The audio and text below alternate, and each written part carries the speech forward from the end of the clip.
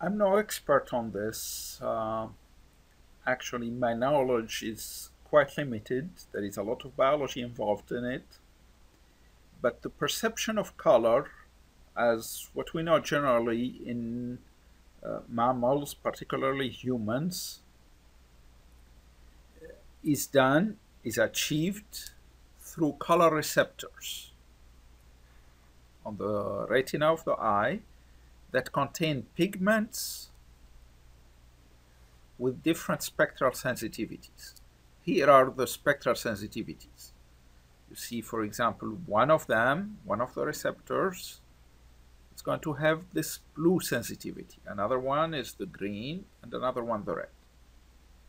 In most primates closely related to humans, there are 3 color receptors, and we call them cones. Because of that, we say that humans and these primates have trichromatic color vision. Trichromatic saying that we have 3 colors, color vision.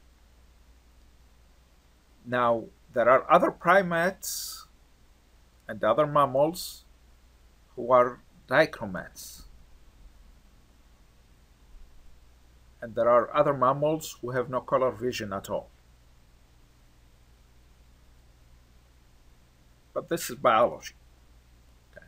Now, the key here, cones and rods, that's the makeup of the retina. We are seeing here vision of cones, and then we have the rods here. And the cones are going to have pigments that have different spectral sensitivities. 3 of them. 3 different spectral sensitivities to color in the cones.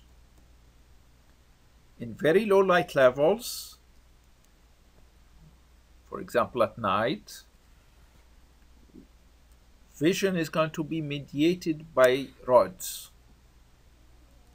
It is called, I'm not going to worry about you remembering that, scotopic vision. When, as you notice it at night, you don't notice color differences. Everything is going to look essentially black and white. Rods are maximally sensitive to wavelengths around 500 nanometers. 500 nanometers is about here. See, we have a little bit of blue, red, and green. In bright light, vision is photopic. In that case, it's going to be mainly mediated by cone cells. And they mediate that way the color perception. Color is perceived only through cones. The rods themselves are essentially saturated. That too much light for them, they don't see much. They don't provide much information. In these cases, light is going to, the eye is going to be more sensitive. In these cases, the eye is going to be most sensitive to wavelengths at around 555 nanometers. 555 is somewhere here. Look at it here. We don't have much blue, but we have quite a bit of red and green. Between these regions is what we call mesopic vision. Both rods and cones are providing meaningful signals to the brain. Okay, that's this region here. One thing that's interesting, the perception of white in the eye is whenever we get the entire spectrum of visible light hitting the retina, then we see white. But it can also happen by mixing just a few colors, like red, green, and blue, or complementary colors, like blue and yellow. Okay, so it's a complicated process. Not all humans see full color.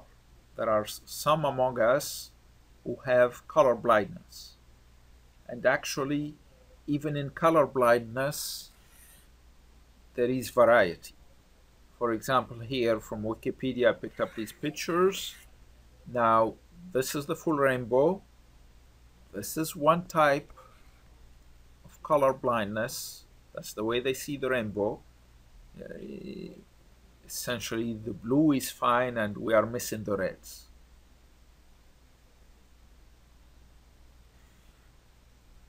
Somewhat similar here and quite different here.